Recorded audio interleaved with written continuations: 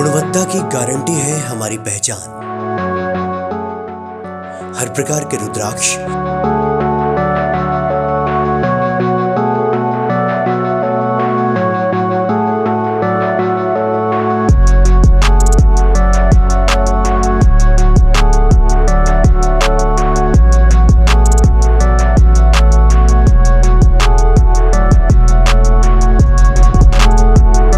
Gemstone, bracelet रत्न और पूजा सामग्री मंगाने के लिए हरिद्वार का भरोसेमंद रुद्रजोन। Website rudrajon.un.com। ऑर्डर देने के लिए अभी कॉल करें। 4 पीढ़ी से आपकी सेवा में तत्पर हैं। आप भी हमें सेवा का अवसर प्रदान करें, गारंटी हमारी।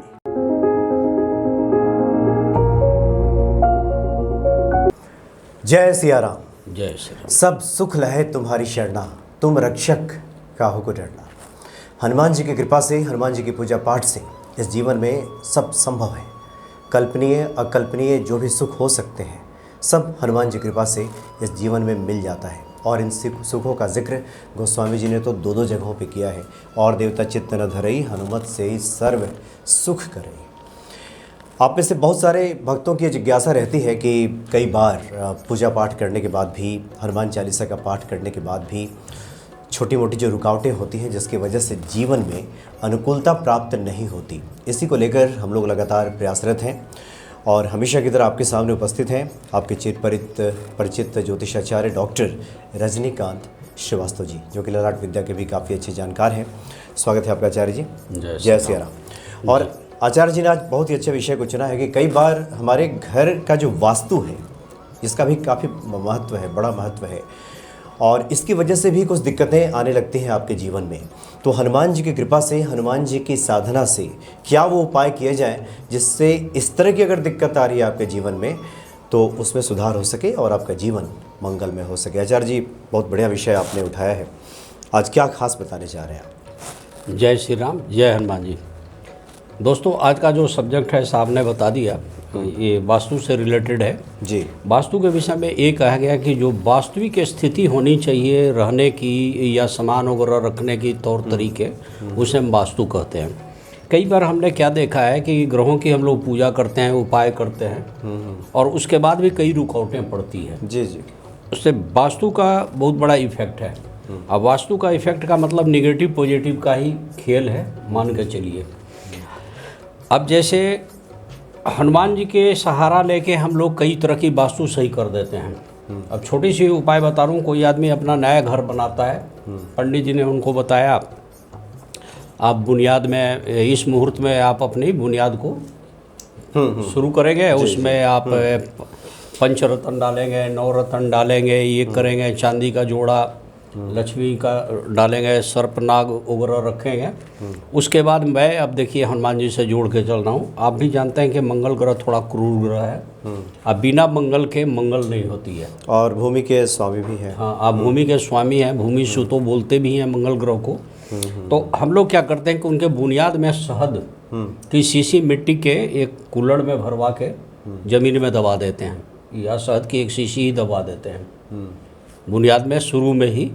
तो उस घर में अमंगल नहीं होता है। यानी ये हर कोई कर सकता है। वो हर कोई ने अगर नया मकान बना रहा है, ये वास्तु कोई उपाय बता रहा हूँ। तो क्या होता है कि उस आदमी के घर में फिर अमंगल नहीं होता है, मंगल ही मंगल रहता है, और ऐसा देखा गया है।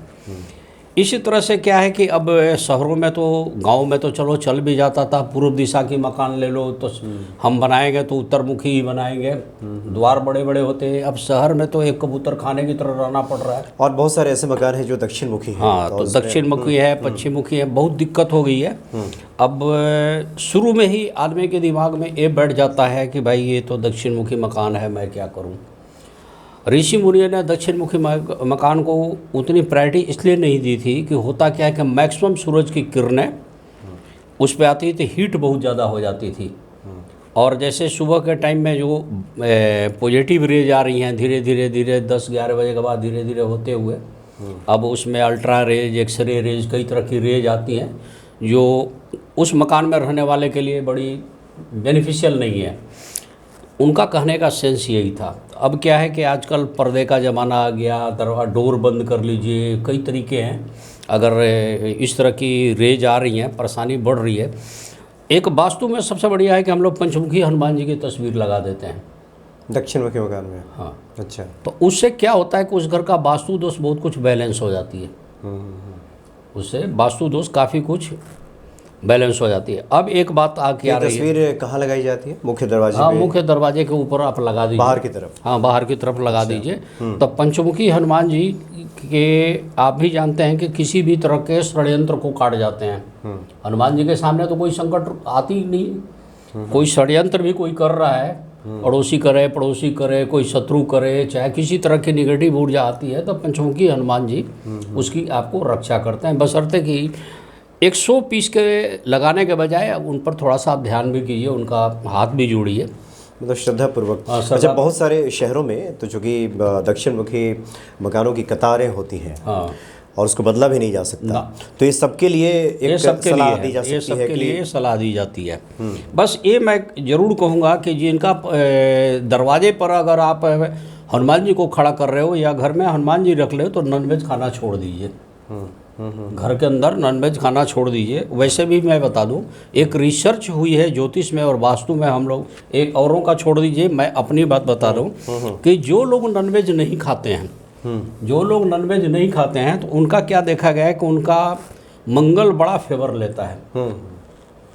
आज जो नॉनवेज यूज कर रहे हैं उनका मंगल कम फेवर लेता है। अगर उनका मंगल नीच है तो पूरा प्रभाव नीच का ही देगा।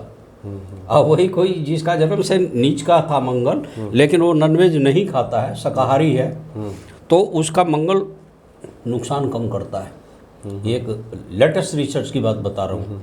और बीपी की प्रॉब्लम, शुगर की प्रॉब्लम शाकाहारी वाले आदमी को कम आती है, नॉनवेज खाने वाले को ज़्यादा आती है। अच्छा आचार्य जी, दो जिज्ञासाएं भक्तों की तरफ से काफ़ी आती हैं। आपने कहा कि दक्षिण मुखी अगर मकान है या किसी तरह का वास्तु दोष अगर लग रहा है, आपको समझ में नहीं आ रहा हो, तो हनुमान जी की जो तस्वीर है वो बाहर के दरवाजे पे लगा दें। कुछ लोगों का सवाल होता है कि आप भीतर से भी एक तस्वीर लगा नहीं, वो गणेश जी के केस में होता है कि गणेश जी को एक श्राप है कि उनके पीठ पीछे दरिद्र बैठे हो। तो गणेश जी की जब आप दरवाजे पर लगाते हैं तो पीछे से भी लगाना चाहिए, अदरवाइज क्या होगा कि घर के अंदर दरिद्र का वास हो जाएगा। ये जनरल कॉन्सेप्ट है, तो ये मानना चाहिए। हनुमान जी के साथ ऐसा नहीं है, ऐसा ज़रूरी नहीं है कि आप आगे लगा लो तो पीछे भी लगाना ज़रूरी है, ऐसा नहीं है। अब मैं इसमें सेकंड कड़ी में चल रहा हूँ आगे। साउथ वेस्ट को वास्तु ये कहता है कि हमेशा हैवी रखना चाहिए, ऊंचा रखना चाहिए। मतलब दक्षिण पश्चिम को? हाँ, दक्षिण पश्चिम को आपको ऊंचा और भारी रखना चाहिए। अब कई बार क्या होता है कि मकान की बनावट कुछ इस तरह से फ्लैट ले रहे हैं, चाहे हम ही बना रहे हैं, संभव नहीं है। अब हमारे को उसको हैवी करना है, तो उस साइड में पवित्र जगह देख के साउथ वेस्ट में आप हनुमान जी की तस्वीर हाथ में पहाड़ लिए खड़ा कर दीजिए। अब हनुमान जी से तो बड़ा कोई नहीं है, और हनुमान जी हाथ में पहाड़ लेके खड़े हों तो उनसे भारी भी कोई नहीं है, तो आपका ऑटोमेटिक साउथ वेस्ट जो है भारी हो जाएगा। अच्छा। अदरवाइज कई वास्तुशास्त्री क्या कहते हैं, वहाँ पर ना पहाड़ जैसा बनाइए, ये कीजिए, मैंने कई तरह भारी भारी सामान रख दीजिए। हाँ, भारी भारी सामान रखिए, हैवी आइटम्स वहाँ रखिए, लेकिन ऐसा कोई ज़रूरी नहीं है। आप हनुमान जी को खड़ा करके बस, अब ये नहीं कि वहाँ टॉयलेट बना रखे हो तो उस पर हनुमान जी खड़ा कर दो, ऐसा नहीं होना चाहिए। भाई वो पवित्र हैं तो पवित्रता उनको देनी भी पड़ेगी, आपको श्रद्धा भाव पूर्ण रूप से आपको देना पड़ेगा। सही बता रहा हूँ? जी हाँ, जी हाँ। अब क्या है कि कई की घर में क्या देखेंगे कि मियाँ बीवी में बनती ही नहीं है, पति पत्नी आए दिन कलह में रहते हैं, या परिवार के लोगों का आपस में ना मेल जोल बिल्कुल नहीं है, सबके डिफरेंस ऑफ ओपिनियन है, सब अपनी अपनी डफली अपना राग है। दिक्कत वहाँ भी है। तो आप शहद में मीठापा है, हनुमान जी को शहद बहुत पसंद है। गुणवत्ता की गारंटी है हमारी पहचान। हर प्रकार के रुद्राक्ष,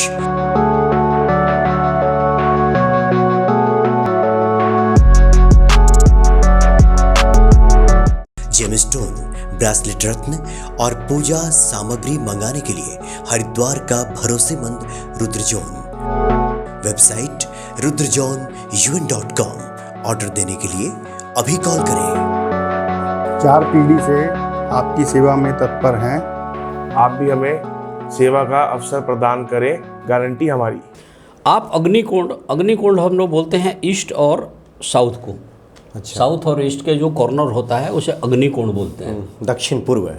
हाँ, दक्षिण पूर्व। आप ले जाके वहाँ पे शहद की एक शीशी रख दीजिए, और अगर शीशी मिट्टी के कुल्हड़ में हो, किसी कपड़े से मुंह बांध दीजिए और वहाँ पे आप रख देंगे, तो उस घर में ये चीज़ें कम होनी शुरू हो जाएगी, वो कम होगी। अच्छा। एक शहद जो है मीठापा आपस में बढ़ेगा, मेलजोल बढ़ना शुरू हो मतलब किसी भी बर्तन में बशर्ते कि उस शहद की शीशी को या उस शहद को हनुमान जी के चरणों में टच करा के हनुमान जी का जैसे चालीसा ही पढ़ लीजिए, 11 बार पढ़ लीजिए, अभिमंत्रित कर दीजिए, उसको ले जाकर वहाँ पर आप इस्टेब्लिश कर दीजिए, रख दीजिए। तो क्या देखेंगे कि उस घर में ना लड़ाई झगड़े कम, विचारों की जो डिफरेंस ऑफ ओपिनियन है वो कम हो जाएगा। दक्षिण पूर्व के कोण में, हाँ, जिसको अग्निकुंड बोलते हैं, अग्निकुंड बोलते हैं जी। तो हम लोगों ने क्या देखा है कि वहाँ पे बहुत कुछ इस तरह की प्रॉब्लम्स कम हो जाती है। कई लोगों की, अब जैसे मेरे पास ना अप्रोक्स 4 दिन पर हर 2-3 आदमी का फ़ोन आता है कि मैं कनाडा का वीज़ा चाहता हूँ, चाहे अब्रॉड जाना चाहता हूँ, और मेरे को सफलता नहीं मिल रही है, मेरे को प्रॉब्लम्स आ रही है। तो अब देखिए, या तो डीपली कुंडली लेके हम चेक करके बनाएं। अब चलते फिरते तुम पूछ रहे हो, फ़ोन पे पूछ रहे हो, तो टाइम है तो हम भी बताते हैं कि आप उड़ते हुए हनुमान जी की पूजा करिए। तो अगर घर में उड़ते हुए हनुमान जी की तस्वीर लगा के पूजा की जाए तो आपके 2-3 चीज़ें इसमें बड़ा लाभ होता है। कठिन काम भी आप उनसे रिक्वेस्ट करते हो तो वो हो जाते हैं, या विदेश जाने के लिए उड़ते हुए हनुमान जी की तस्वीर बहुत कारगर है। तो हनुमान जी की तस्वीर अपने पूजा स्थल पर या ड्राइंग रूम में इस तरीके से रखें कि निकलते बढ़ते आप उनको प्रणाम करें, तो आपका एक काम बड़ा आसान हो जाएगा।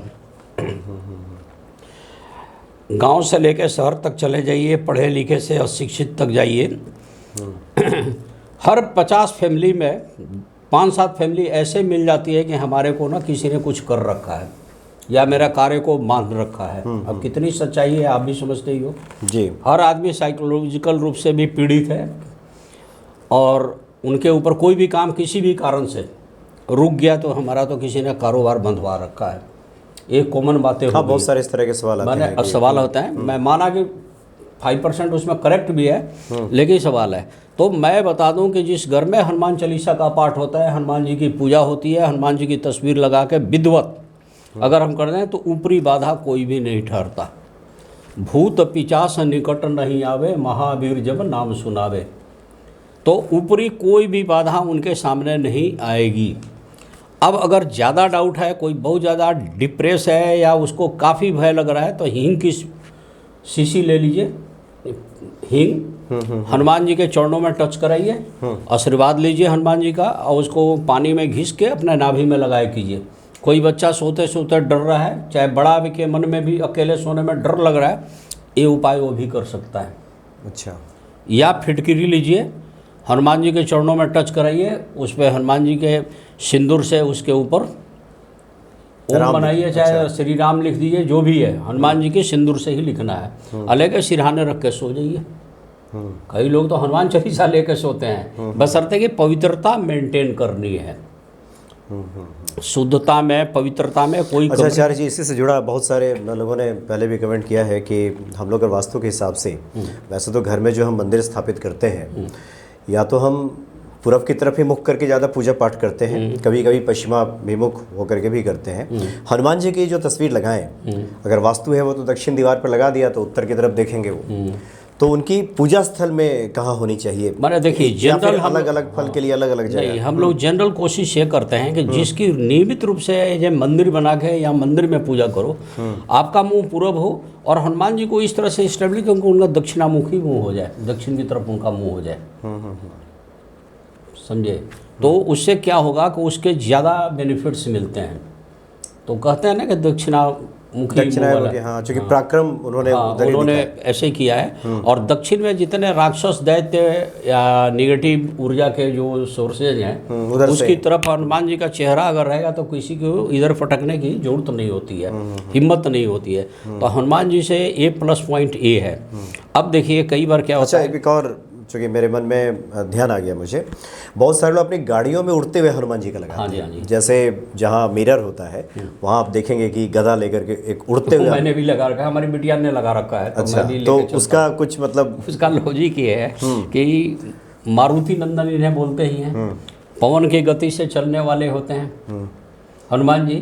तो गाड़ी घोड़ा का जो काम है वो तेज गति से चलने वाली चीज़ें हैं, तो इसलिए लोग वहाँ पे हनुमान जी की ही ज़्यादा रखते हैं। और भवन भूमि वाहन, इसके भी कारक ग्रह यही हैं हनुमान जी, मंगल ग्रह ही है। तो गाड़ी के अंदर अगर हनुमान जी की तस्वीर वो लगाई जाए या उड़ते हुए हनुमान जी की, तो अच्छा माना गया है, शुभ माना गया है, बशर्ते कि गाड़ी के अंदर ये सब कोई हाँ, बोतल खान वोतल पान न ये सब पिए, थोड़ा खान ठीक पान ना रखे। किए, नॉनवेज न खाएं, तो शुभ है। अदरवाइज गलत तो गलत है। जी हाँ, जी हाँ जी। अब मैं एक बात बता रहा था, घर का जो नॉर्थ और वेस्ट की साइड होती है उसे हम लोग वायव्य कोण बोलते हैं। उत्तर और पश्चिम, पश्चिम के बीच की जो जगह है वायव्य कोण बोलते हैं अपने हाँ। हिंदी में। कहा गया है कि उधर से हवा का झोंका आता है और हवा के आने का रास्ता रखना चाहिए। कई लोग पवन चक्री भी वास्तु में सही करने के लिए लगाते हैं। किसी कारण से आपके घर में ऐसी संभावना नहीं बन पा रही है, 3 तरफ से मकान बंद है, फ्लैट बंद है, और आपने चलो नॉर्थ साइड का ही ले लिया, तो वो कोना तो आपका बाधित है, तो पवन पुत्र हनुमान जी का श्री हनुमंते नमः लिख कर लगा दीजिए, चाहे छोटा सा स्टिकर हनुमान जी का वहाँ पर रख लीजिए, उत्तर पश्चिम के कोने पे। कोने पे। तो उस डायरेक्शन की जो वास्तु दोष है वो बहुत कुछ रिड्यूस होनी शुरू हो जाएगी। और वायव्य कोण बाधित होने से इनकम रुकती है।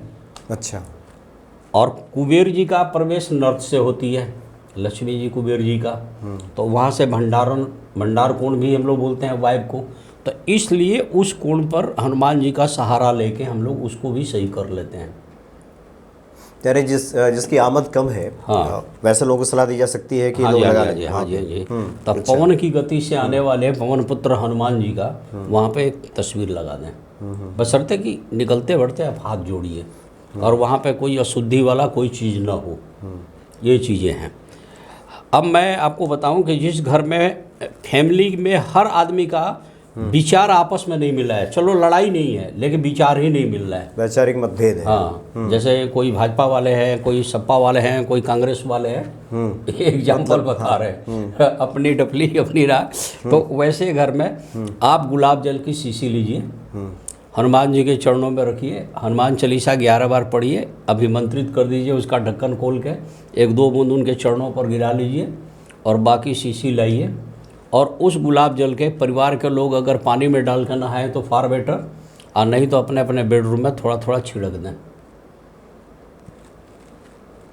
क्या देखेंगे कि ये जो थ्योरेटिकल जो डिफरेंस है आपस में,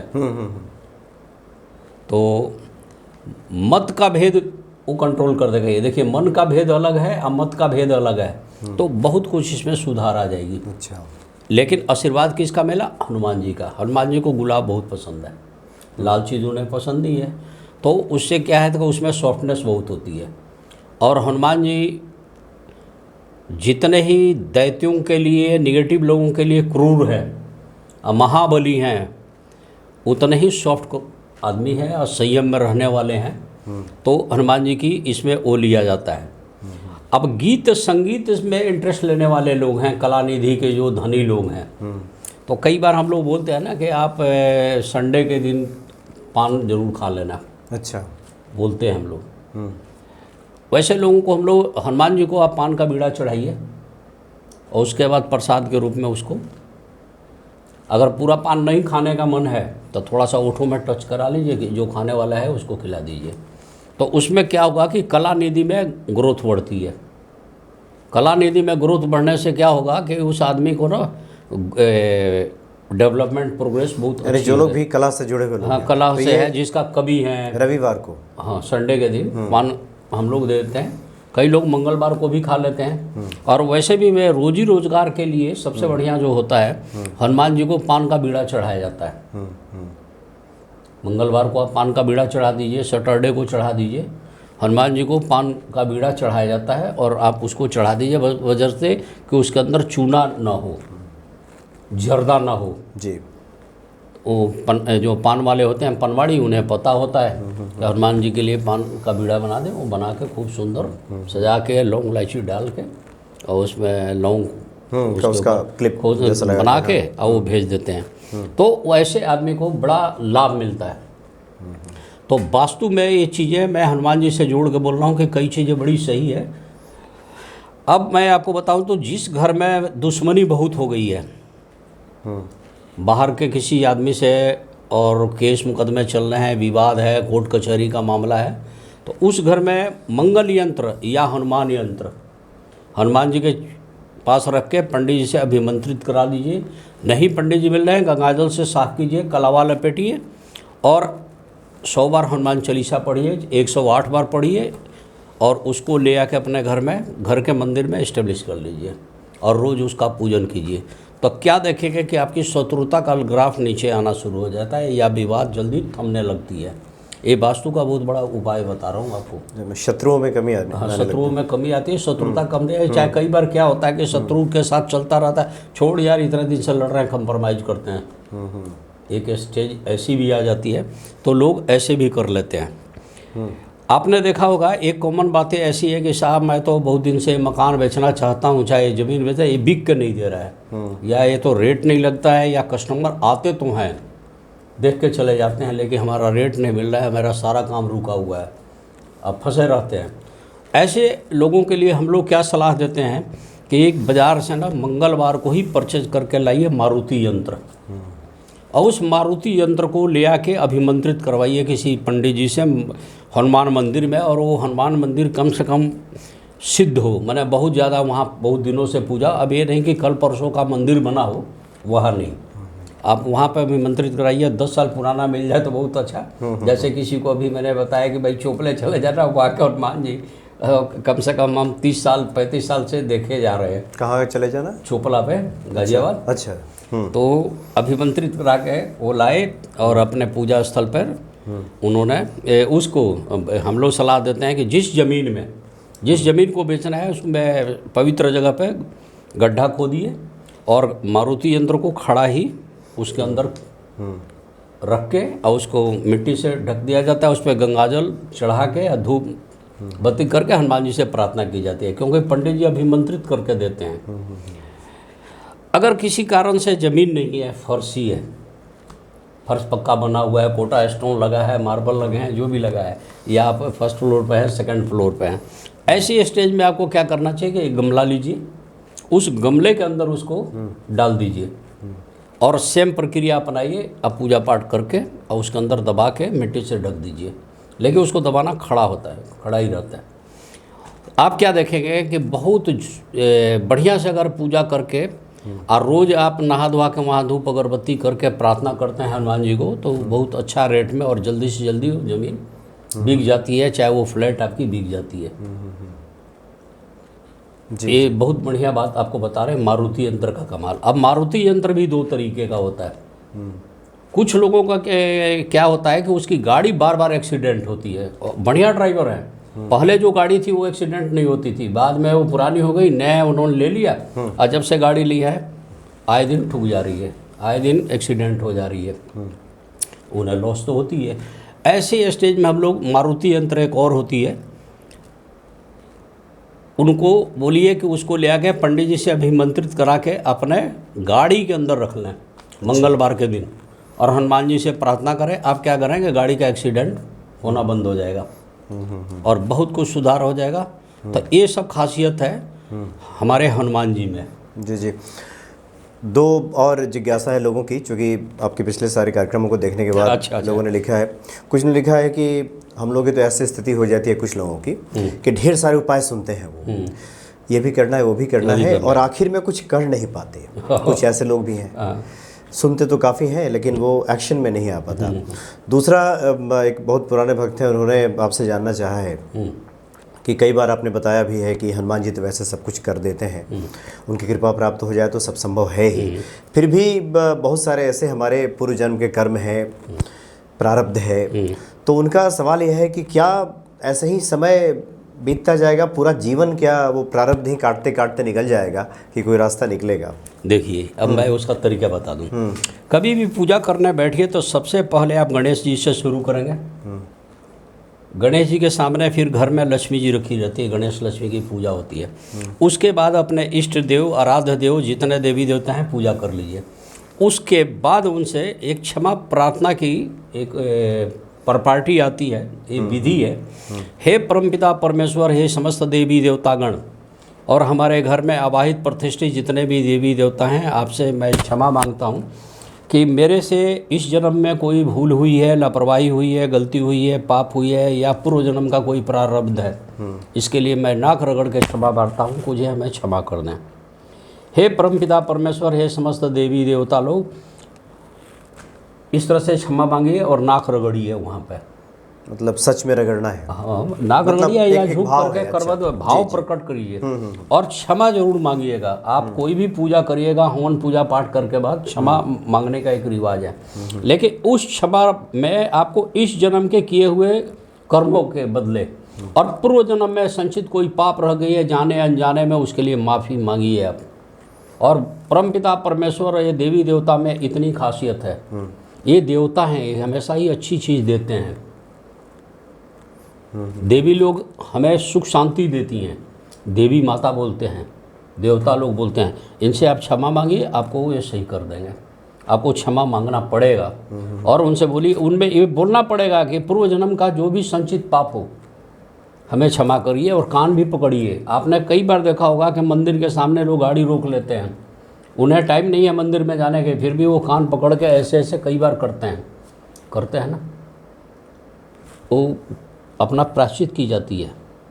जाने अनजाने में, भाव में, क्रिया में, सामग्री में कहीं भी कोई गलती हो सकती है। जी जी। हम लोग को विधि नहीं पता है। मान लीजिए कई लोग, अब जैसे मैं हूँ भाई, कास्ट हम श्रीवास्तव हैं, कभी हम लोग कर्मकांड में नहीं हैं, हम बेसिक ज्योतिष में आ गए हैं। बुक पढ़े, क्लासेज अटेंड करिए, गुरुओं से सीखा, सब कुछ सीखा, प्रैक्टिकल भी किया, लेकिन कर्मकांड तो नहीं किया ना। हम किसी का, तो आज भी हम किसी की दक्षिणा बोल के वो देता है, माने वो देता है कि ये पकड़ लीजिए, आज बृहस्पतिवार के कथा का आपको हम ये दान कर रहे हैं, तुला दान आपने बोला था, मैंने करवा दिया, ये आपके तरफ। तो हम नहीं लेते कभी भी। हम कंसल्टेंसी फी ले लेंगे एज ए प्रोफेशनल, बट हम नहीं लेते हैं। तो ये सब चीज़ें हैं, तो प्रायश्चित तो हमें करना ही पड़ेगा जी, तो उसमें लाभ मिलेगा। तो निश्चित तौर पे निराश होने की आवश्यकता नहीं है, क्योंकि हनुमान जी के बारे में तो गोस्वामी जी ने लिखा भी है कि और मनोरथ जो कोई लावे सोई अमित जीवन फल पावे। और एक जन्म को तो छोड़ दीजिए, जन्म जन्म के दुख बिसरावे। जो भी प्रारब्ध है, जो भी जाने अनजाने में पूर्व जन्म में जो भी कुछ अगर कुछ हो गया है, गलतियां हो गई हैं, और हनुमान जी कृपा अगर प्राप्त हो जाए तो कुछ भी असंभव नहीं है। जो असंभव को संभव कर दे वही तो हनुमान जी हैं। जी जी। चलिए, बहुत बहुत धन्यवाद आपका आचार्य जी। नमस्कार। जय श्री राम। जय श्री राम। जय हनुमान जी। ये आवाज़ हम लोगों के सुनने वाले सभी लोगों का कल्याण करे। जय श्री राम।